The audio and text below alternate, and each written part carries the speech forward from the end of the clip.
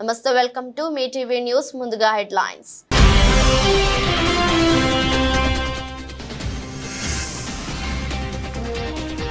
Telangana CM Revanth రెడ్డితో Japan రాయబారి భేటీ. తెలంగాణలో పెట్టుబడుల అవకాశాలపై ఇద్దరి మధ్య చర్చ.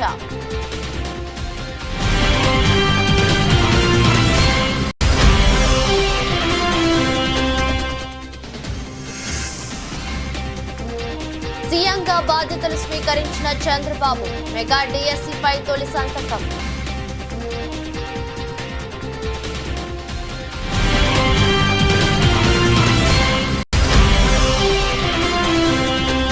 Sitarama project lift irrigation pump house 1 వద్ద పంపులను పరిశీలించిన డిప్యూటీ సీఎం బట్టి. సాగునీటి పారుదల శాఖ మంత్రి ఉత్తమ్ ఆగస్టు 15 నాటికి గోదావరి నీళ్లను అందిస్తామని వెల్లడి.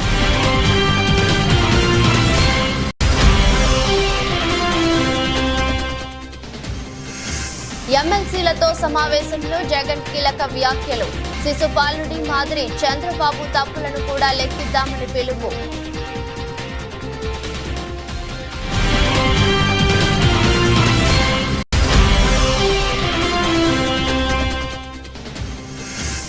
ఓడితే రాజకీయాల నుంచి తప్పుకుంటానన్న ఛాలెంజ్ పై అనిల్ కుమార్ ఆసక్తికర వ్యాఖ్యలు. తన ఛాలెంజ్ ను ఎవరూ స్వీకరించలేదని వెల్లడి.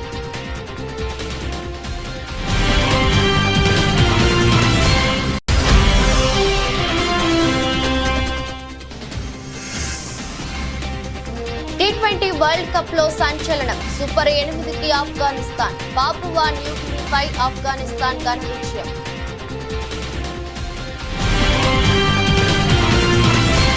తెలంగాణ ముఖ్యమంత్రి రేవంత్ రెడ్డిని జపాన్ రాయబారి సుజుకి హిరోషి మర్యాదపూర్వకంగా కలిశారు.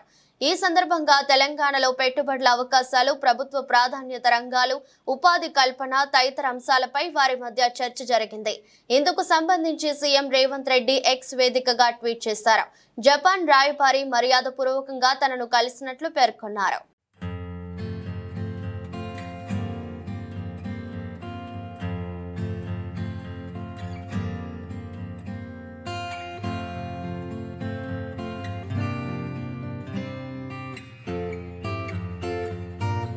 టీడీపీ అధినేత చంద్రబాబు వేద మంత్రాల నడుమ ఏపీ ముఖ్యమంత్రిగా బాధ్యతలు స్వీకరించారు.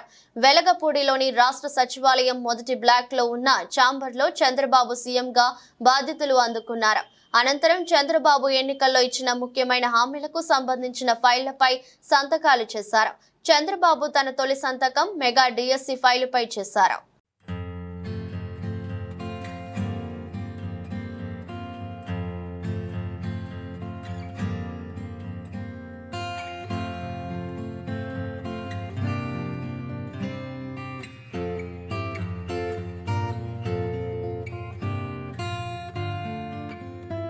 కిషన్ రెడ్డి, బండి సంజయ్లు కేంద్ర మంత్రులుగా బాధ్యతలను స్వీకరించారు. కేంద్ర బొగ్గు గనుల శాఖ మంత్రిగా కిషన్ రెడ్డి బాధ్యతలు చేపట్టగా, ఢిల్లీలోని హోంశాఖ కార్యాలయంలో కేంద్ర హోంశాఖ సహాయ మంత్రిగా బండి సంజయ్ బాధ్యతలు స్వీకరించారు. ఈ సందర్భంగా కిషన్ రెడ్డి మాట్లాడుతూ, మోదీ హయాంలో కోతలు లేకుండా విద్యుత్ ను అందిస్తున్నట్లు చెప్పారు. అధికంగా బొగ్గు ఆధారిత విద్యుత్ ఉత్పత్తి జరుగుతోందన్నారు. ఇతర దేశాల నుంచి మనం బొగ్గును దిగుమతి చేసుకుంటున్నామని తెలిపారు. మున్ముందు దిగుమతిని తగ్గించి దేశీయంగా ఉత్పత్తిని పెంచుతామన్నారు. ఖనిజాల అన్వేషణ, తవ్వకాల ద్వారా ఉపాధి కల్పనకు కృషి చేస్తామని, బొగ్గు గనుల మంత్రిత్వ శాఖల అధికారులతో ఒక బృందంగా నిబద్ధతతో పనిచేస్తామని కిషన్ రెడ్డి తెలిపారు. బొగ్గు అండ్ గనులు ఈ 2 డిపార్ట్మెంట్ సంబంధించి మంత్రిగా ప్రధానమంత్రి గారు నాకు బాధ్యతలు ఇవ్వడం జరిగింది. ఈరోజు అధికారపూర్వకంగా ఈ బాధ్యతలు ఈరోజు చేపట్టాను. మనకందరికీ తెలుసు, దేశంలో విద్యుత్ లేకుండా, పవర్ లేకుండా ఏ ఒక్క పని కూడా కాదు. అది వ్యవసాయమే కావచ్చు, పారిశ్రామిక రంగమే కావచ్చు, ఐటీ కానీ, లేక కమర్షియల్ కానీ, డొమెస్టిక్ కానీ, ప్రజల జీవితాలతో విద్యుత్ రంగం పూర్తిగా పెనవేసుకొని ఉన్నది. భారతదేశంలో విద్యుత్ కొత్త లేనటువంటి ఒక నూతన భారతాన్ని నరేంద్ర మోడీ గారు ఈరోజు ఆవిష్కరించారు. ఈ రాష్ట్రము ఆ రాష్ట్రం కాదు, అన్ని రాష్ట్రాల్లో కూడా అవసరమైనంత విద్యుత్ అన్ని రంగాలకు అందుతూ ఉంది. దానికి ప్రధానమైనటువంటి కారణము బొగ్గు ద్వారానే ఈరోజు విద్యుత్ ఉత్పత్తి అత్యధిక శాతం అవుతా ఉంది. రానున్న రోజుల్లో ఇంకా విద్యుత్ ఉత్పత్తి పెంచడం కోసము, విద్యుత్తు ట్రాన్స్పోర్టు ఇంకా పెంచడం కోసము అనేక రకాలుగా నరేంద్ర మోడీ గారి నాయకత్వంలో యాక్షన్ ప్లాన్ చేస్తూ ఉన్నారు. రానున్న రోజుల్లో దీన్ని మరింతగా ముందుకు తీసుకెళ్తాము. ఇక్కడ పవర్ మినిస్ట్రీ కానీ, రైల్వే మినిస్ట్రీ కానీ, కోల్ మినిస్ట్రీ కానీ, మైన్స్ మినిస్ట్రీ కానీ, వీటన్నిటికీ ఎన్వైరన్మెంట్ మినిస్ట్రీ కానీ, వీటన్నిటికీ ఒక అవినాభావ సంబంధం ఉంది. వీటన్నిటిని కూడా సమన్వయం చేసుకుంటూ ముందుకెళ్తాము. విద్యుత్ కోత లేనటువంటి భారతాన్ని నిర్మించాలంటే బొగ్గు ఉత్పత్తి పెంచాల్సినటువంటి అవసరం ఉంది. ఇతర దేశాల నుంచి ఇంకా కొంత మేరకు మనం బొగ్గు దిగుమతి చేసుకుంటున్నాం. రానున్న రోజుల్లో కూడా పూర్తి స్థాయిలో మన అవసరాలకు కావలసినటువంటి బొగ్గును మనమే ఉత్పత్తి చేసుకోవడం, ఆ యొక్క మినరల్స్ బయటికి తీయడము, ఉపాధి అవకాశాలు పెంచడము, మినరల్స్ను కూడా ఇతర దేశాలకు కూడా ఎక్స్పోర్ట్ చేయడము. నేను తప్పకుండా ఇటు మైన్స్ మినిస్ట్రీ, కోల్ మినిస్ట్రీ ఒక టీం వర్క్గా మేమందరం పనిచేసి మా అధికారులు మేమందరం తప్పకుండా నరేంద్ర మోడీ గారు కానీ, దేశ ప్రజలు కానీ ఏ ఆకాంక్షలతోటైతే ఈరోజు ముందుకెళ్తా ఉన్నారో ఆ దిశలోనే మేమందరము డెడికేషన్తో పనిచేస్తామని ఈ సందర్భంగా మనవి చేస్తా ఉన్నాను. ధన్యవాదాలు. ప్రస్తుతం రాష్ట్రంలో టీడీపీ కూటమి హనీమూన్ నడుస్తుందని, వాళ్లకు కొంత సమయం ఇచ్చిన తర్వాత పోరాటం మొదలు పెడదామని మాజీ సీఎం జగన్ అన్నారు. ఆయన వైసీపీ ఎమ్మెల్సీలతో సమావేశం నిర్వహించారు. ఈ సందర్భంగా ఆయన మాట్లాడుతూ చంద్రబాబు హయాంలో పాపాలు చాలా త్వరగా పడతాయని, గతంలోనూ చంద్రబాబు పాపాలు ఎలా పండాయో అందరం చూశామని తెలిపారు. శిశు పాలుడి 100 తప్పులు మాదిరిగా చంద్రబాబు తప్పులను కూడా లెక్కిద్దామని పిలుపునిచ్చారు. ఈ తర్వాత ప్రజల్లోకి వెళ్లి ముమ్మరంగా పోరాటం సాగిద్దామని పేర్కొన్నారు. అసెంబ్లీలో వైసీపీకి ఏమంత బలం లేదని, దాంతో అక్కడ అధికార పక్షానిదే ఆధిపత్యం ఉంటుందని జగన్ పేర్కొన్నారు. అయితే మండలిలో వైసీపీకి బలం ఉన్న విషయాన్ని గుర్తించాలని సూచించారు. తమకు ఎవరు ఏమీ చేయలేరని, మహా అయితే 4 కేసులు పెడతారేమో అని జగన్ వ్యాఖ్యానించారు. గత చరిత్రలో ఎప్పుడూ జరగని విధంగా ఏకంగా 99% వాగ్దానాలు అమలు చేశాం. ఎప్పుడు జరగలేదు ఆంధ్ర రాష్ట్ర చరిత్రలో కానీ, దేశ చరిత్రలో కానీ. ఈ మాదిరిగా మేనిఫెస్టో అన్నది ఒక పవిత్ర గ్రంథంగా భావించి, అదొక బైబిల్ గాను, అదొక ఖురాన్ గాను, అదొక భగవద్గీత గాను భావిస్తూ టిక్కు పెట్టమని చెప్పి ప్రతి ఇంటికి పంపించి, టిక్కు పెట్టమని చెప్పి ప్రతి అడుగుతూ, ఆ ప్రతి అక్క చెల్లెమ్మల ఆశీస్సులు తీసుకుంటూ, ఆ ఇంట్లో ఉన్న అవ్వాతాతల దీవెనలు తీసుకుంటూ, ఏ రోజు కూడా ఈ మాదిరిగా బటన్లు నొక్కడం, ఏకంగా 2,70,000 కోట్ల రూపాయలు ఎటువంటి వివక్ష లేకుండా, ఎటువంటి లంచాలు లేకుండా, ఏ నెలలో ఏమిస్తామో అని ముందే చెప్పి క్యాలెండర్ ప్రకటించి, ఆ నెలలో అది తప్పకుండా ప్రతి సంవత్సరం తూచా తప్పకుండా ప్రతి సంవత్సరం అది జరిగేట్టుగా చేస్తూ ఏకంగా 2,70,000 కోట్ల రూపాయల వివిధ పథకాల ద్వారా మాట తప్పకుండా జరగడం కూడా గతంలో ఎప్పుడూ కూడా చూడలేదు, జరగలేదు. ఇవన్నీ కూడా నేను ఏదైతే చెప్తా ఉన్నానో ఇవన్నీ ఎప్పుడూ చూడని మార్పులు, గతంలో ఎప్పుడూ జరగని సంస్కరణలు. విద్యారంగంలో అయితేనేమి, వైద్య రంగంలో అయితేనేమి, వ్యవసాయ రంగంలో అయితేనేమి, సామాజిక న్యాయం అంశంలో అయితేనేమి, మహిళా సాధికారత అంశంలో అయితేనేమి, గవర్నెన్స్ విషయంలో అయితేనేమి, ఎప్పుడు జరగని చూడని సంస్కరణలను కూడా తీసుకొచ్చు. ఇవన్నీ నేను ఏదైతే చెప్తా ఉన్నానో ఇవన్నీ మనం చేసి చూపించి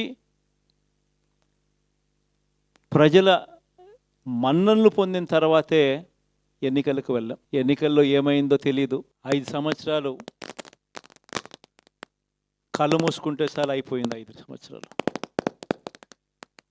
మళ్ళీ 2024 నుంచి 2029 కూడా అదే మాదిరిగానే కళ్ళు మూసుకుంటే 2029 కూడా కళ్ళు మూసుకుంటే వచ్చేస్తుంది. ఆగస్టు 15 నాటికి ఎన్కూరు లింక్ కెనాల్ ను పూర్తి చేసి 1,20,000 ఎకరాలకు ఇంద్రమ్మ రాజ్యంలోని ప్రజా ప్రభుత్వం గోదావరి నీళ్లను అందిస్తుందని డిప్యూటీ సీఎం బట్టి విక్రమార్క తెలిపారు.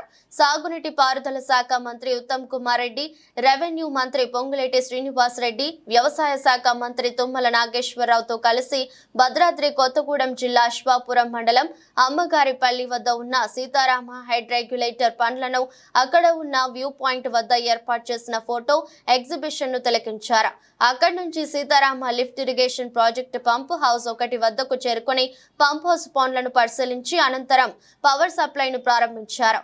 ఆ తర్వాత పంప్ హౌస్ 3 వద్దకు చేరుకుని ప్రాజెక్టు పురోగతిపై అధికారులతో సమీక్షించారు. అనంతరం డిప్యూటీ సీఎం బట్టి విక్రమార్క మాట్లాడుతూ కేవలం 2,654 కోట్లతో పూర్తయ్యే రాజీవ్, ఇందిరాసాగర్ ప్రాజెక్టులను సీతారామ ప్రాజెక్టుగా రీడిజైన్ చేసి 20,000 కోట్ల రూపాయలకు పెంచి గత ప్రభుత్వం ప్రజాధనాన్ని దుర్వినియోగం చేసిందని విమర్శించారు.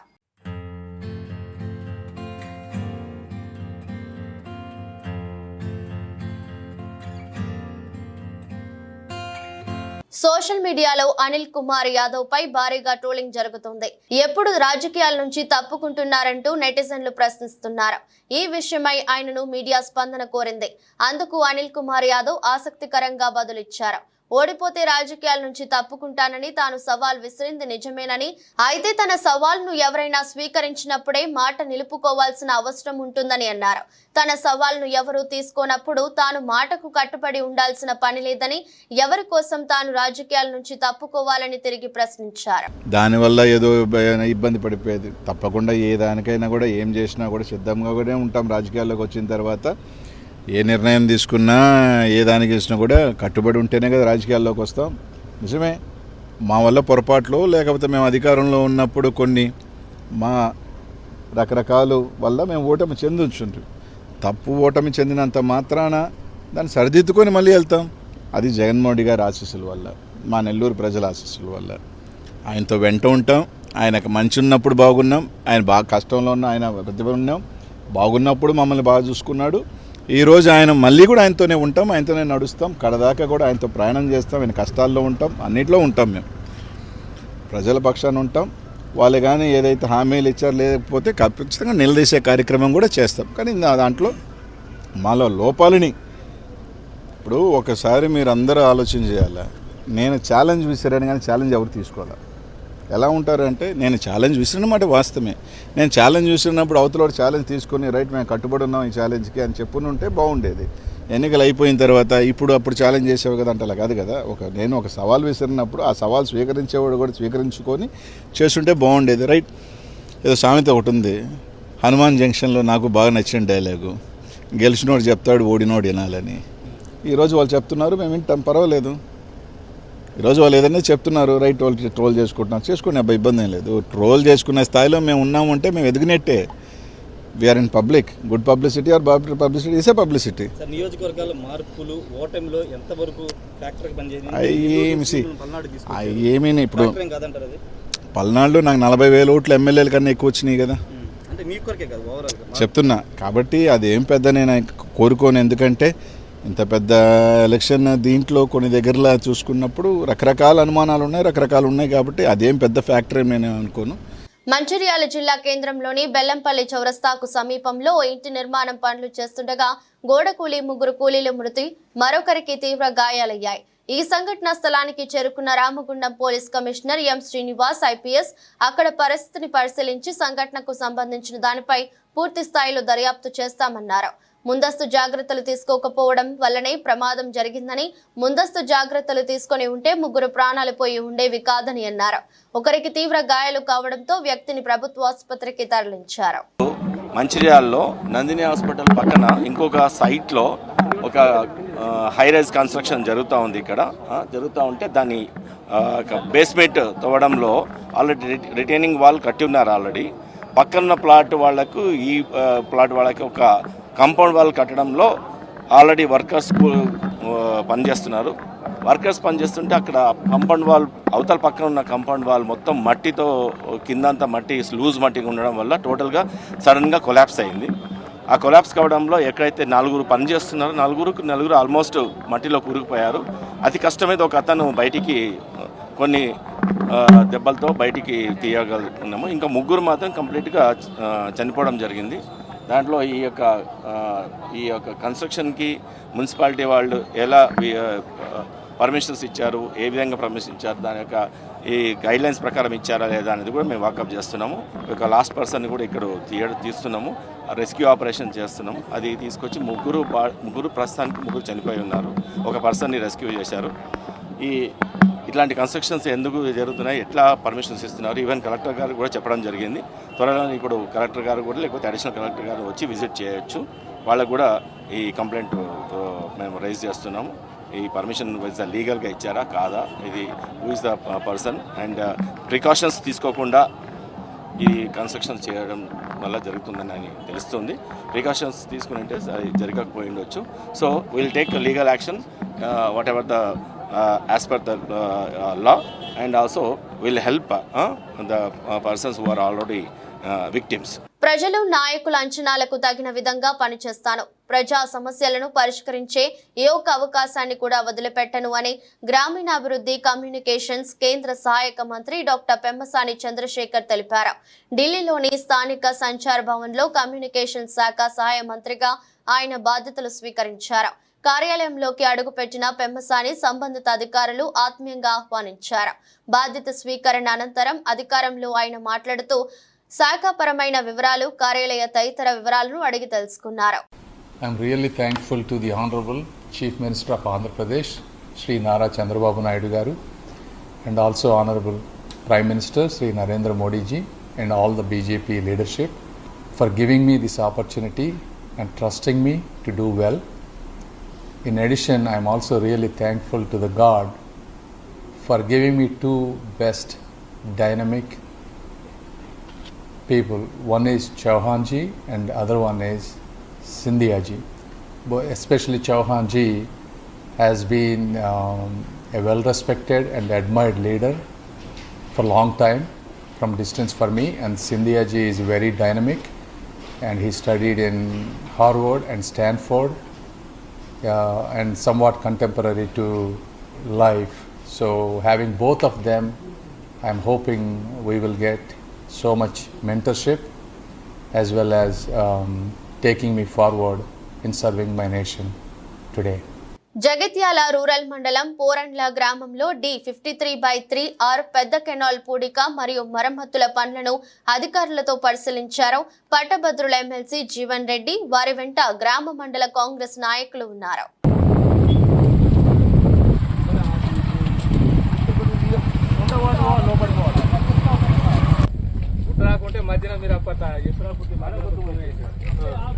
ఇవన్నీ సర్వే ఈడ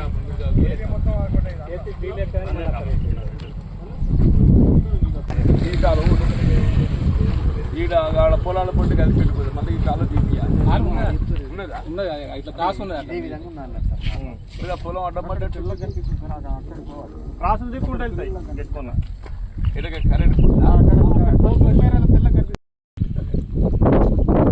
లోపల అయిపోవాలి. అది దిగుడు ఎక్కడ దాకా పోతే కాదు. అది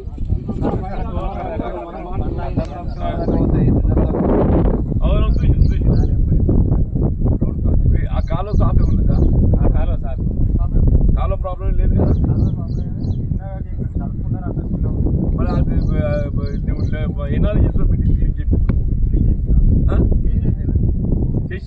ఓటు బ్యాంకు రాజకీయాలకు స్వస్తి చెప్పి ప్రజల జీవితాలలో వెలుగులు నింపేందుకే 5 సంవత్సరాల పరిపాలన సాగుతున్నదనడానికి ముఖ్యమంత్రిగా బాధ్యతలు చేపట్టిన వెంటనే ప్రజలకు, సామాన్యులకు, విద్యార్థులకు అందరికీ మేలు చేకూరే విధంగా ఆయన చేసిన 5 సంతకాలు నిదర్శనమని జ్యోతుల నెహ్రూ హర్షం వ్యక్తం చేశారు. ముందుగా మొట్టమొదటి సంతకం మెగా డిఎస్సిపై పెట్టి 16,010 మందికి ఉద్యోగ అవకాశాలు కల్పించడం లక్ష్యంగా పెట్టడం జరిగిందని, రెండవ సంతకం ప్రజలందరినీ భయభ్రాంతులకు గురి చేసిన ల్యాండ్ టైటిలింగ్ యాక్ట్ రద్దు చేసే విధంగా పెట్టడం జరిగింది.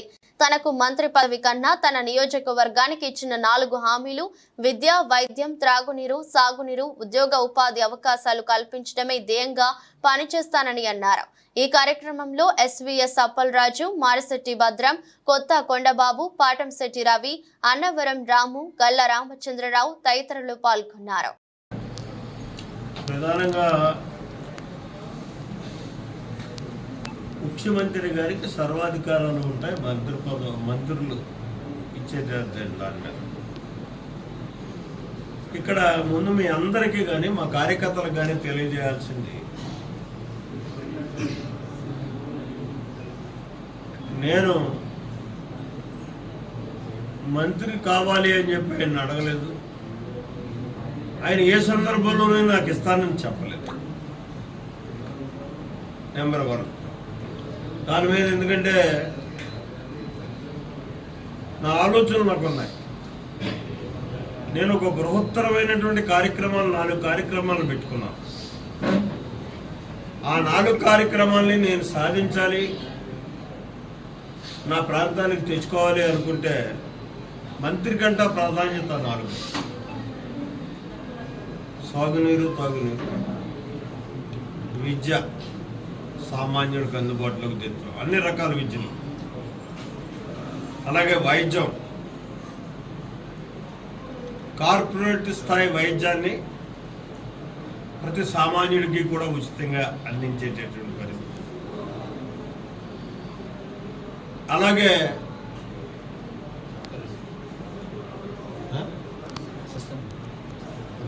పరిశ్రమ. 4 మండలాల్లో 4 పెద్ద పరిశ్రమలు లేవు.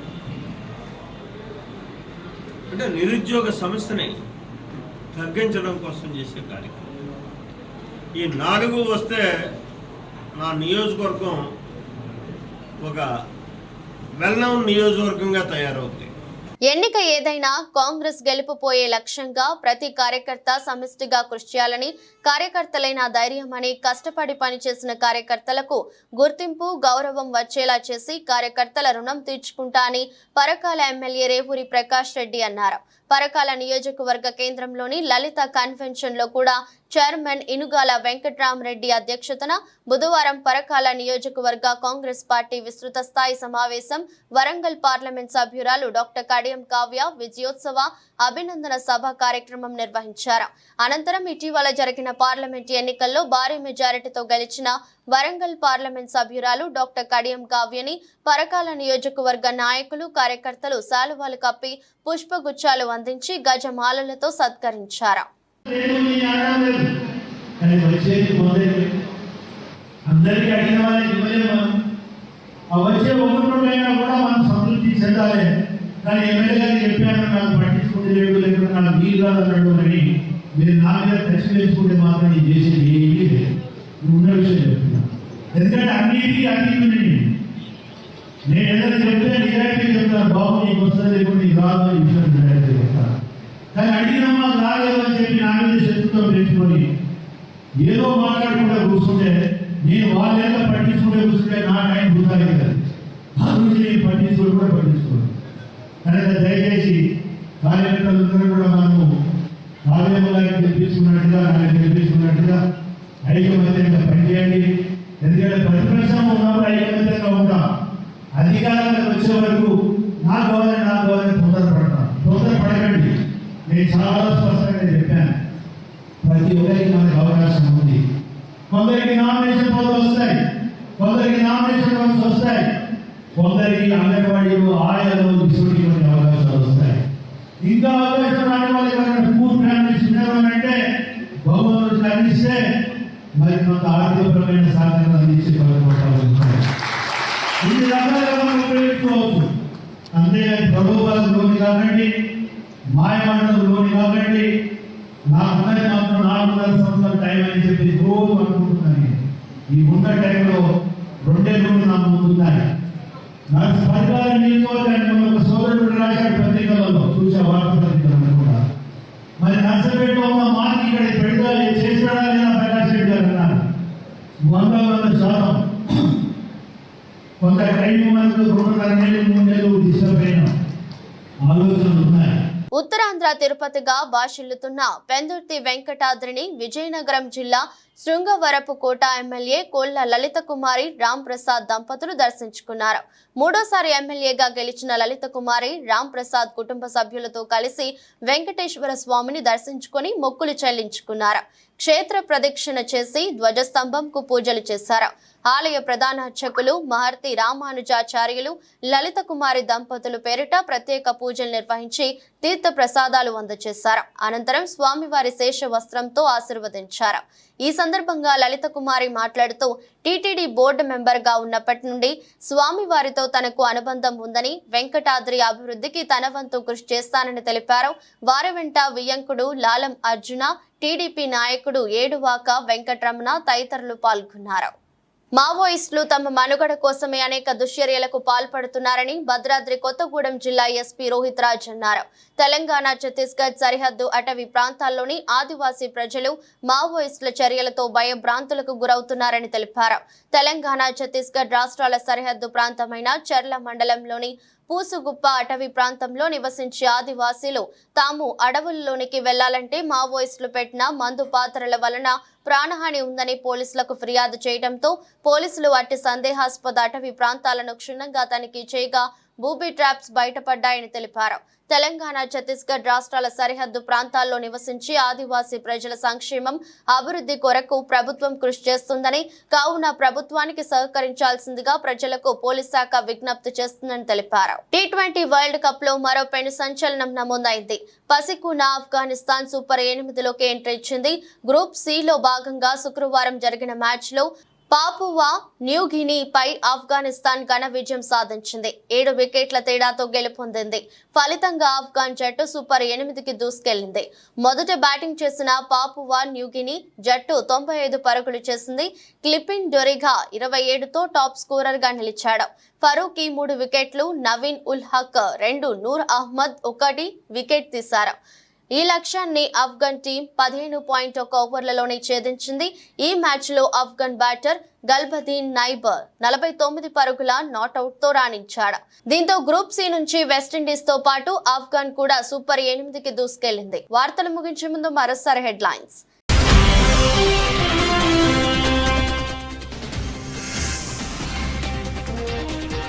తెలంగాణ సీఎం రేవంత్ రెడ్డితో జపాన్ రాయబారి భేటీ. తెలంగాణలో పెట్టుబడుల అవకాశాలపై ఇద్దరి మధ్య చర్చ.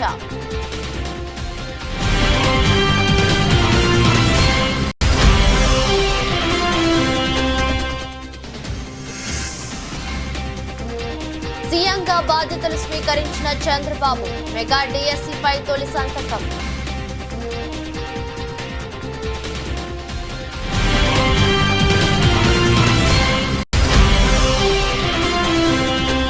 Sitarama project lift irrigation pump house 1 వద్ద పంపులను పరిశీలించిన డిప్యూటీ సీఎం బట్టి. సాగునీటి పారుదల శాఖ మంత్రి ఉత్తమ్ ఆగస్టు 15 నాటికి గోదావరి నీళ్లను అందిస్తామని వెల్లడి.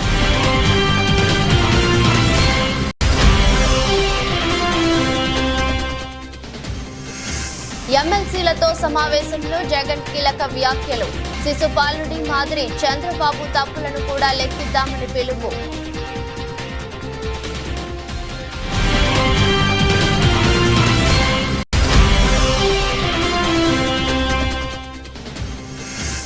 ఓడితే రాజకీయాల నుంచి తప్పుకుంటానన్న ఛాలెంజ్ పై అనిల్ కుమార్ ఆసక్తికర వ్యాఖ్యలు. తన ఛాలెంజ్ ను ఎవరూ స్వీకరించలేదని వెల్లడి.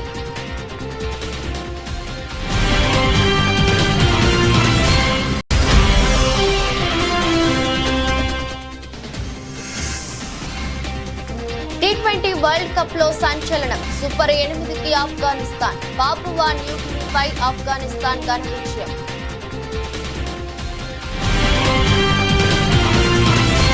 ఇదృష్టి బులెటిన్ మరో బులెటిన్లో మళ్ళీ కలుద్దాం. అంతవరకు సెలవు. నమస్కారం.